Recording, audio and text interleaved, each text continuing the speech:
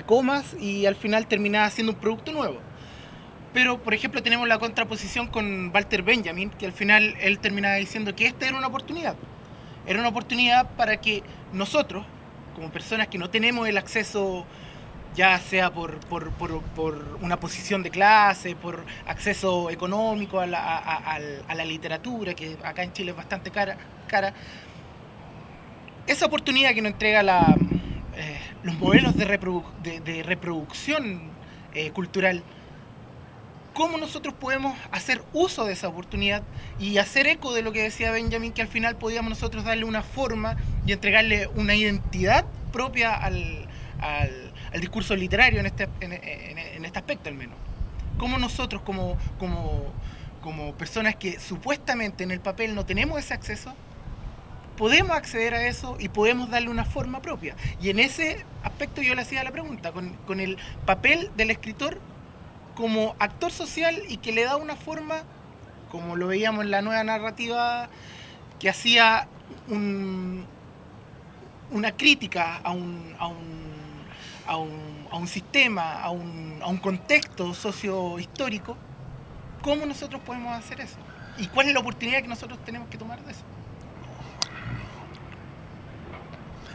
Yo quiero decir en este minuto también, que me parece también una problemática que yo comparto. O sea, no pasa un día que yo no me pregunte lo mismo que tú estás diciendo.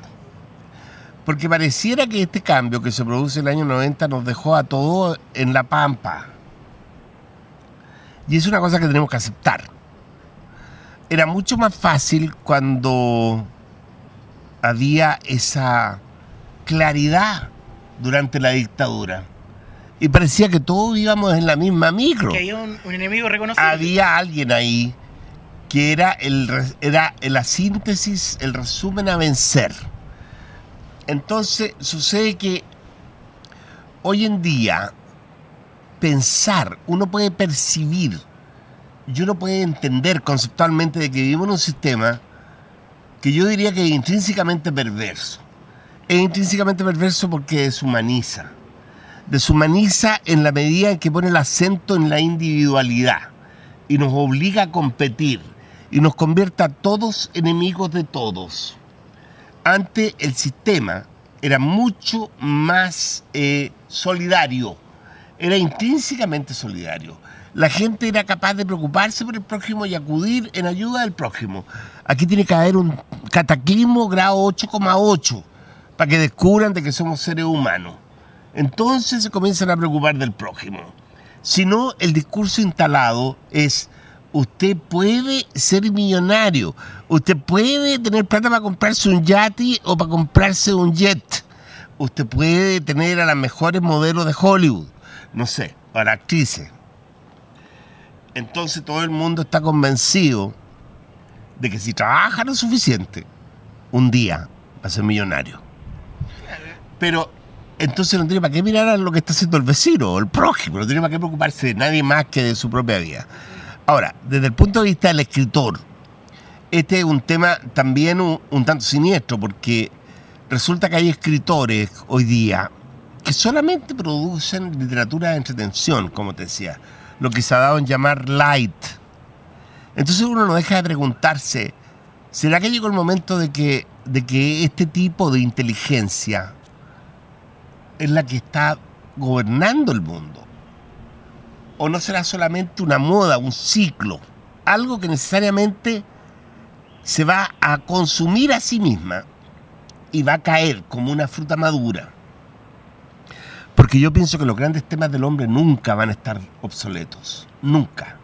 Entonces pienso que también cualquier forma, esto mismo que estamos haciendo aquí, cualquier forma de mantener viva esta preocupación, este diálogo, así sea fotocopiando los cuentos, así sea cometiendo esos actos que cometía el señor Job cuando iba a dejar un libro encima de un asiento en el metro,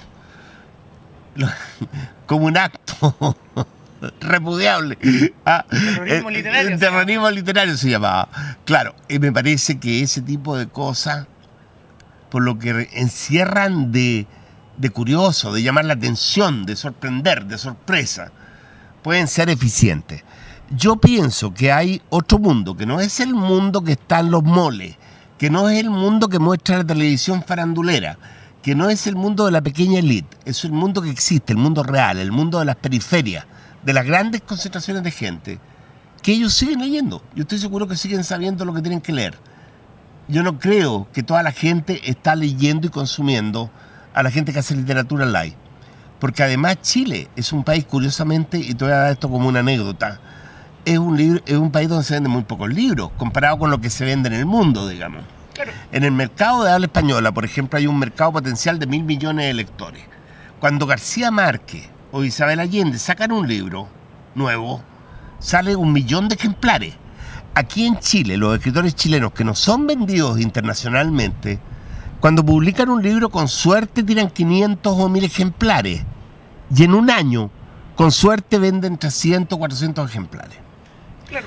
Esa es la proporción, para que tengas una idea.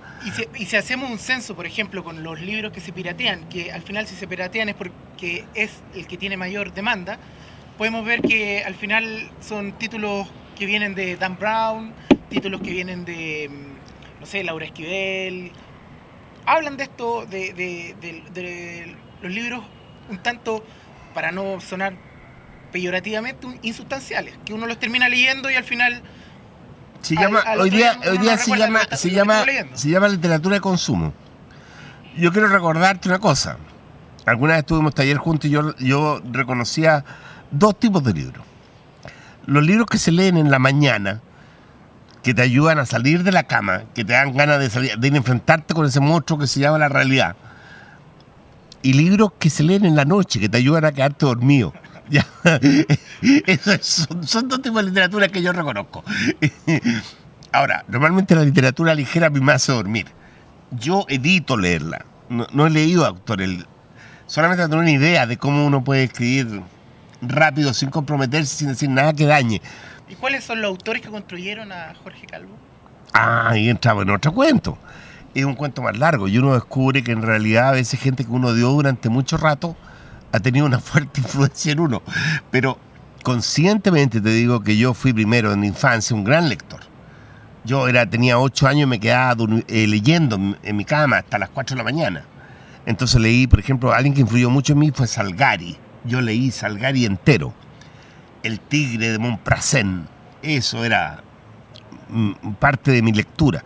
Leí también tempranamente, y te digo tempranamente antes de los 10 años, a Robin Hood, a Ivanhoe. Creo que Robin Hood fue un gran daño para mi generación, porque todos creímos que era posible vivir en los bosques de Sherwood y ir a quitarle al rey, al alguacil, digamos, sus riquezas con las que espoleaba al pueblo, y que eso, además, eso lo convertía a uno en un caballero, en el sentido más romántico de la palabra.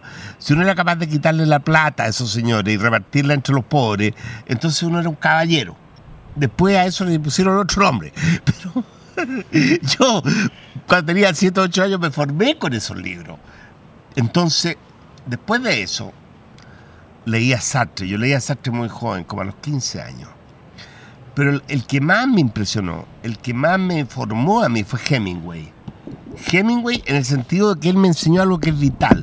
Me enseñó a contar una historia sin usar adjetivo. Solamente verbo y sustantivo. Verbo y sustantivo. Y con eso, contando una historia que todo el mundo conoce, rescatar lo que tiene de valioso, que es aquello por qué la estoy contando. Entonces, destacar el por qué la estoy contando más que contar la historia. Eso es algo que me enseñó Hemingway.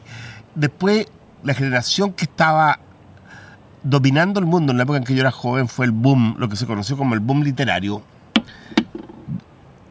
Ahí pertenecían escritores como Rulfo, como Cortázar, Gabriel García Márquez, Vargas Llosa, Onetti, Borges, Carpentier, el cubano. Y yo me sentí muy influenciado por Cortázar. Él es mi escritor del boom. Yo creo que Cortázar debería algún día tener el reconocimiento que le corresponde como escritor. Creo que es el único realmente lúdico. Porque aquí hay una cosa que es interesante de rescatar. Los seres humanos hemos enfrentado siempre este problema de comprender medio en el que nos toca existir. Y por eso lo estudiamos. Y por eso se hacen teorías de conocimiento. Pero también hay que tener presente que todas las teorías de conocimiento nos condicionan y nos llevan a mirar a veces la realidad con formas que ya están un poquito gastadas. Pero los seres humanos no tenemos que olvidarnos nunca que tenemos la capacidad de crear. Eso es lo que nos diferencia de todo el resto. Y nuestra respuesta frente a una realidad cambiante debe ser la creación, más que el estudio. Nosotros tenemos que demostrarle a la realidad que nosotros también podemos actuar sobre ella, creando constantemente, en todos los ámbitos, en todas las formas que tengamos a la mano. No dejándonos llevar como el rebaño de becerro que haciendo B se tira por el despeñadero, ¿ya? O sea, nosotros tenemos la capacidad de sorprender a la realidad, haciendo cosas que nadie espera. ¿Y hay un cambio y no lo usamos. ¿Y hay un cambio tras eso? Evidentemente que si nosotros nos convertimos en jugadores activos, nosotros vamos a tener la realidad jaque y no la realidad nosotros. Pero nos cuesta mucho llegar a ese punto porque no estamos educados para eso. Nosotros estamos educados para adaptarnos a un sistema de consumo y convertirnos en buenos clientes. Como yo digo en un cuento de este libro que se llama El buen cliente, este señor dice en este cuento: yo lo único que quise en la vida fue llegar a ser un buen cliente. Ser un consumidor es la única posibilidad que nos deja este sistema. Pero nosotros tenemos la posibilidad de hackear el sistema. Depende de nuestra capacidad creativa. Es un desafío. Y ahí está el papel que puede cumplir el actor, que, por ejemplo, si tomamos lo que dice Marx, que no solamente hay que pensar la realidad, sino también hay que intentar transformarla. El actor ahí, generalmente, sobre todo en Latinoamérica, últimamente se reconoce como un actor fundamental en este proceso de cambio. En el sentido en donde se muestra una realidad que no están mostrando, por ejemplo, los medios masivos de comunicación, que... Cuando tú hablas del actor, hablas del escritor. El escritor como actor. El escritor como actor. Bueno, yo pienso que hay escritores y escritores, ya te lo digo. O sea, no sé, a veces resulta un poco triste porque al final de cuentas uno es chileno, ¿cachai? O sea, yo soy chileno. Hemos visto, por ejemplo, que en la época que en el boom, los escritores chilenos que podemos reconocer en el boom son José Donoso y Jorge Edwards, no hay más. Y resulta de que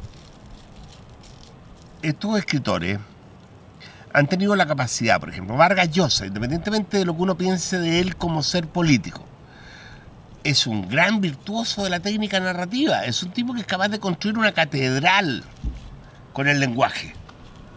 Y eso es meritorio. Y por eso uno entiende que el tipo se venda internacionalmente en todos los mercados. Vargas Llosa es un escritor ampliamente vendido en Japón, por ejemplo. Uno puede pensar, pucha, que tienen que aprender los japoneses de un peruano. No sé, a lo mejor Fujimori aprendió mucho. Pero aquí en Chile, uno escucha nombrar escritores como Lafourcade, por ejemplo. Voy a decir un nombre, Lafourcade, Enrique Lafourcade. Su novela más vendida, porque vendió 100.000 ejemplares o 1.000.000 de ejemplares porque estaba en los programas de estudio, fue La Palomita Blanca. Entonces uno se pregunta, bueno, ¿por qué esa novela no se vendió internacionalmente? ¿Por qué La Palomita Blanca solamente fue un éxito en Chile y no fue un éxito en otros países? Ni siquiera en países vecinos, ni siquiera en Argentina o en Uruguay. Uno puede leer un escritor uruguayo como Benedetti La Tregua, por ejemplo, y es una novela que yo pienso que todavía es ampliamente vigente. Entonces está esta cosa de que, ¿qué es lo que está buscando ese escritor cuando escribe? O sea, lo que está buscando Benedetti con La Tregua es muy distinto a lo que está buscando Lafourcade con La Palomita Blanca, que yo te aseguro que la novela más leída en Chile es de un escritor chileno que no se ha vendido afuera. ¿Ah? La visión de mundo de Lafourcade está tan acotada que cae en el patio chico de